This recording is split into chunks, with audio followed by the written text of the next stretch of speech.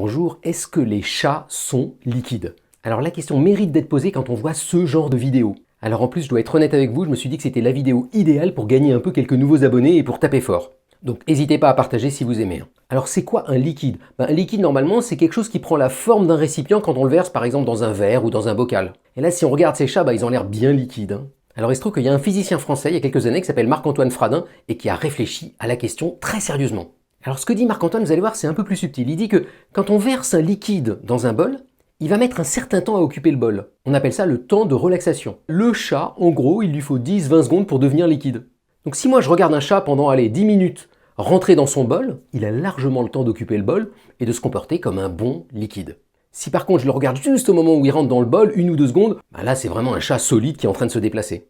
Alors il y a un deuxième nombre qu'on aime bien quand on regarde les liquides, c'est le nombre de Reynolds. Lui, il vous dit si le liquide il s'écoule délicatement ou qu'il fait des turbulences et qu'il fait un peu n'importe quoi. Et alors là, pour le coup, dans son article très sérieux, Marc-Antoine Fardin, il dit « Je peux pas calculer le nombre de Reynolds parce que le chat est une substance active. » Bah oui, il se laisse pas faire, il se laisse pas écouler le chat. Il réagit.